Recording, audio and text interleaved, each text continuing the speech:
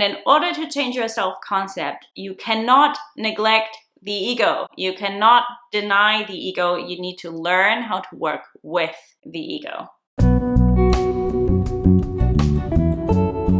Hello, my loves. My name is Lorena. I am a self-concept coach and I support women to shift their identity, to change their self-concept in a really holistic, comprehensive, and sustainable way so that you can manifest anything that you desire in life and you don't have to settle for anything less than what you truly, authentically desire. If you are a subscriber, I want to welcome you back. Make sure to leave a like and say hi in the comments. And if you're new here, also say hi, also leave a like. And if you like what you see, if you want more of this, please make sure to subscribe as well. I upload videos every week. And I also want to invite you to check out the free resources in the description box. There is a bunch of masterclasses and a guidebook for holistic manifestation, so you can get a really good idea of what you need to do, what steps you need to take in order to change your state of being in a very sustainable way so that you can manifest the things you desire in your life. I also want to add something fairly time sensitive. I did a masterclass, a free masterclass also the other day, all about the subconscious mind and reprogramming the subconscious and what you need to do to unlock the powers of your subconscious mind. So I have linked the replay to this if you missed the live in the description as well. And if you watch it this weekend and you're interested in working with me, there's a special offer, a special bonus that I mentioned at the end of the masterclass. So if you are curious about that, I highly suggest you to watch it this weekend because after this weekend, the offer will expire. But even if you watch it later, just watch it anyway because it's a really good masterclass. So in today's video, we're going to talk about the ego. And I can't actually believe that I have never made a video on this specifically before because it is so important. It's such an important component of my work, if not the most important component of my work, along with the work on the subconscious and the shadow work, because the two kind of go hand in hand anyway. And if you don't know what I'm talking about, if you're just stumbling upon this or you're not very well versed in ego work and shadow work, I will dive into it, why it's necessary, why it's important, and why I prioritize it in this video. So don't you worry, because today we're going to talk about why it is important to work with the ego and to incorporate the ego in your manifestation process, how your ego and your self-concept correlate, what happens when you live and operate from your ego, and we're also going to talk about what happens when you try to dissolve the ego. And at the end, I'll tell you how I approach this, how I approach it in my own life, in my work with my clients, and what will really deliver you sustainable results that don't require you to bypass your emotions, to dissolve the ego, or to let the ego lead. So let's first talk about why it is so important to connect the ego to conscious manifestation. A lot of people bypass the ego when it comes to conscious manifestation. They either pretend it's not there or they minimize it, try to ignore it, want it to go away because they think it's some sort of barrier to them receiving what they want. And the truth is, and that's a bit of a hard truth, the majority of people who try to manifest something consciously, deliberately, especially if it's something bigger, the majority of these people are stuck in their ego. So they may, for example, get really obsessive with their desires, chase desires, be really attached, which is often a normal thing to do when you have a desire in the first place, right? You know, if you're following Neville Goddard's work at all, or you have studied his work a little bit, I did for many, many years, you may know the terminology or the concept that consciousness is the only reality. But despite that, I see over and over and over again that the very people who say consciousness is the only reality and who put all their power into this concept are the exact same people that are completely unaware of their true beliefs, that don't recognize how much they are letting the ego lead, that are constantly operating from the ego, and that are actually just trying to ignore and bypass the ego in hopes that it goes away, or pretending that they don't have one, or that they're always operating from the purest state of consciousness. The thing is, you can't make the ego go away, and I will get a little bit more into this later on in the video. But first, I want to speak a bit about the ego and your self-concept. If you are familiar with my work, you will know that I prioritize a true, deep transformation in your self-concept over manifesting things here and there. Because the more you truly transform your self-concept at a really deep level, the easier it will be for you to manifest anything that you want, and the more sustainable these manifestations will be, because they are built in your belief system about yourself and about your reality. Because you don't manifest what you want, you truly manifest who you are, how you show up, the state of being you operate from, your beliefs about yourself and about the world around you. It's these core beliefs that are truly determining how your reality projects outward and the things you're able to manifest consciously or unconsciously in your reality. Changing your self-concept and creating a really deep transformation in the way you see and perceive yourself and the embodiment you have and how you hold yourself, how you carry yourself, that is really essential for a conscious and sustainable manifestation. And in order to change your self-concept, you cannot neglect the ego. You cannot deny the ego. You need to learn how to work with the ego.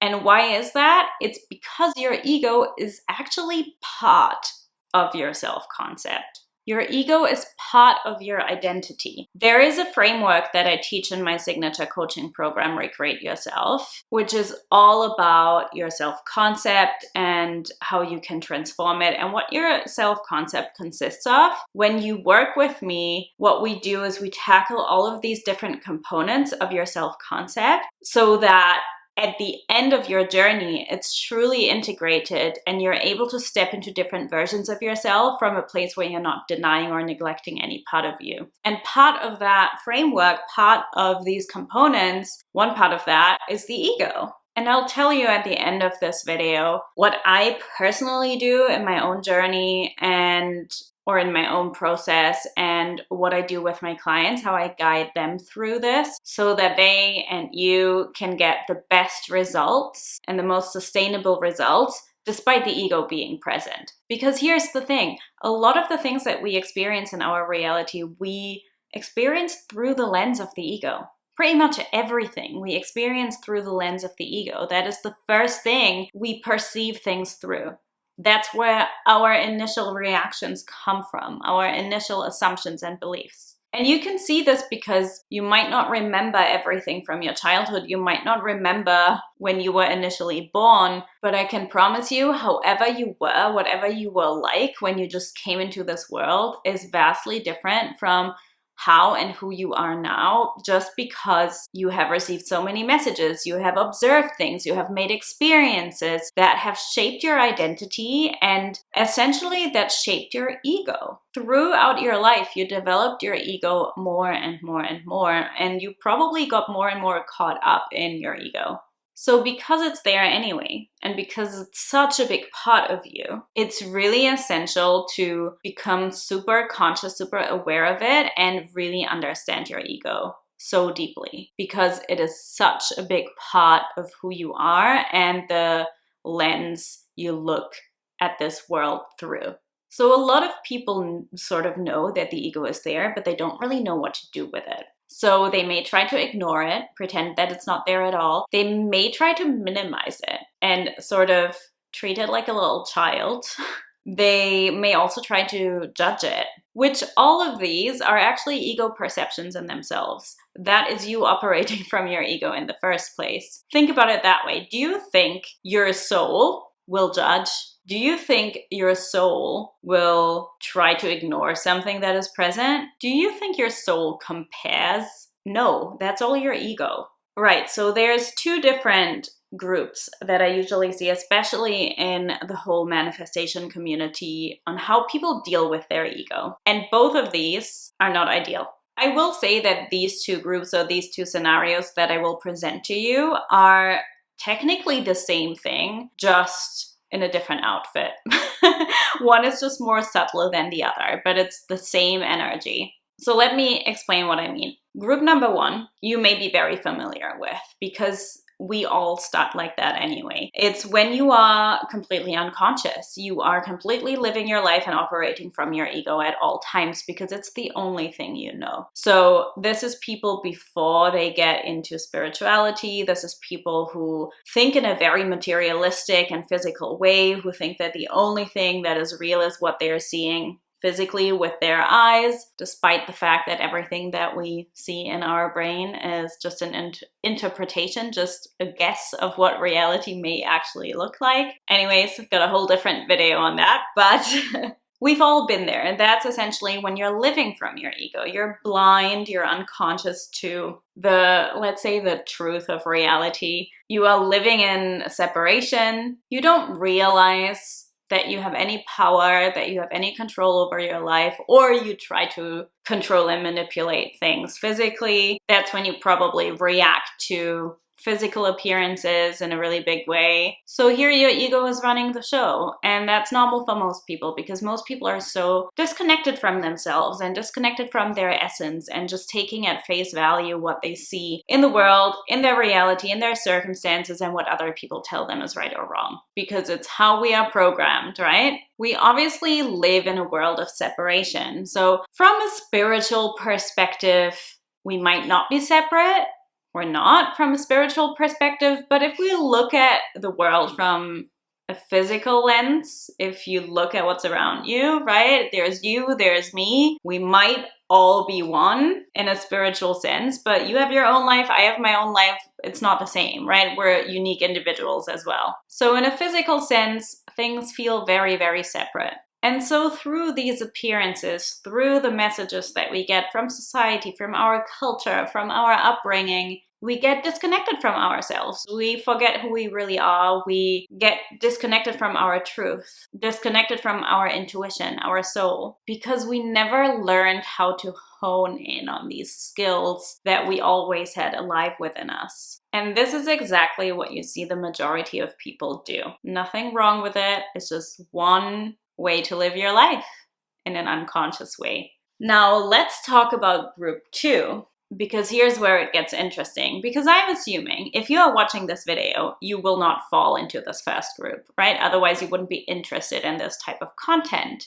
Group number two is basically where you've had some sort of spiritual journey, spiritual awakening, spiritual awareness. I'm always hesitant to use the word awakening, but I think you get me. You're on a spiritual journey. You have recognized that this is not all there is. You have recognized that a lot of the times we do operate from our ego. You have woken up to the fact that conscious manifestation, or a manifestation at all, is even a thing, that you manifest your reality through your state of being, that you're manifesting all the time, that in some way, shape, or form, everything you experience around you is a reflection of your state of consciousness, even if it's not always a direct reflection. If you are here watching this, you are likely aware that not everything is as it seems, that things just don't happen by coincidence, that this material world isn't all there is. And you're here because you want to create more for yourself. Maybe you've had some successes with manifestation. You've manifested things here and there. You might be on some sort of healing journey, becoming more aware of yourself, your state, your ego.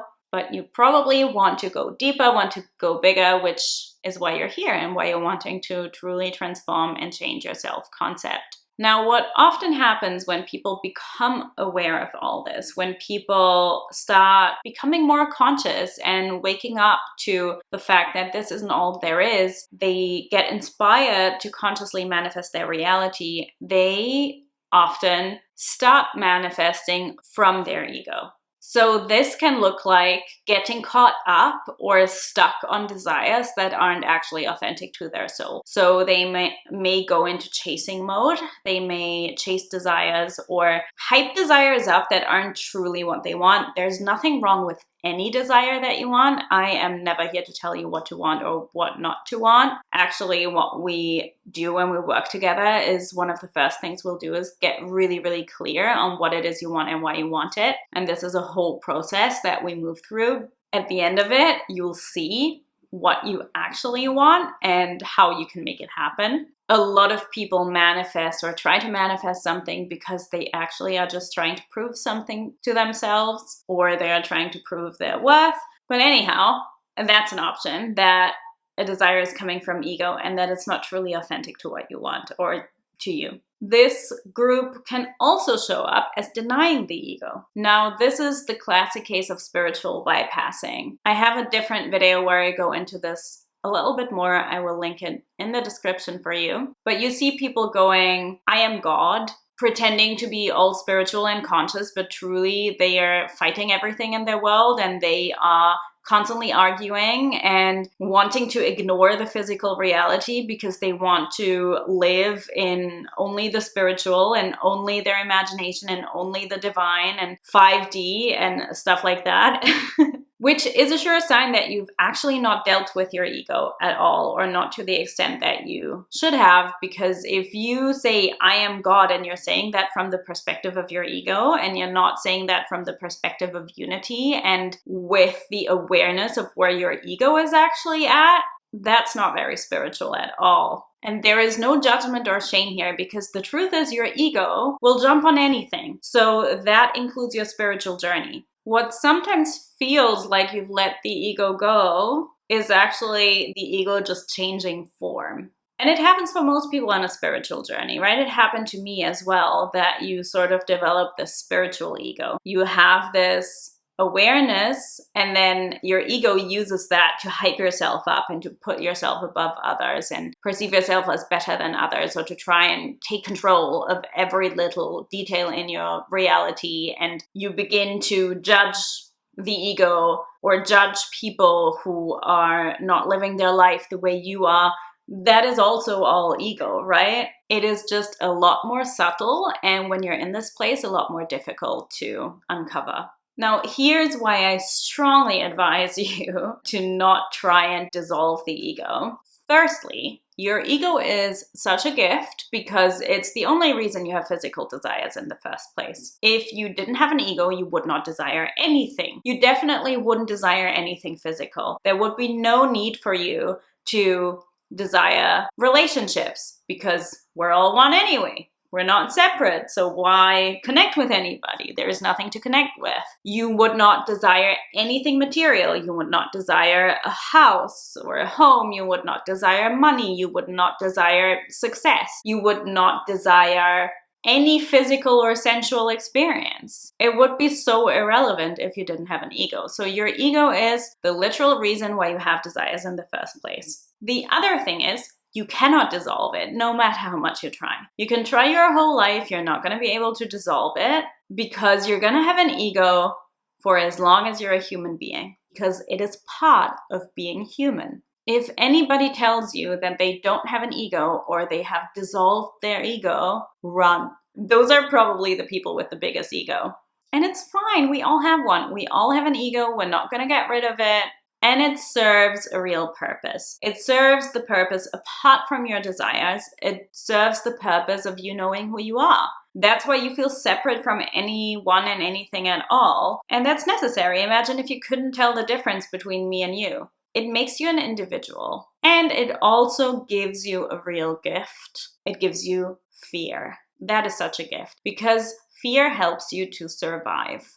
So you need your ego in order to survive. Imagine if you didn't have an ego, you would just not have any fear. So you would just go outside and get run over by a bus because you wouldn't look left or right, because who cares? You don't have an ego, right? You don't have fear. You wouldn't survive on this planet very long if you didn't have fear, if you didn't have an ego. So you have to embrace that ego, because it's keeping you safe, it's keeping you here, it's keeping you alive. And that allows you to take charge of all these beautiful things that you desire to manifest in your life and to actually take action on them. So with all of this that you know now, what do we do if we don't want to just live our lives unconscious, but we also don't want to try and dissolve the ego? What is it that we do? And the answer to this, my friends, is we integrate the ego. We work with the ego. It becomes our partner. It becomes our best friend rather than working against it. Now, for that, you need to be very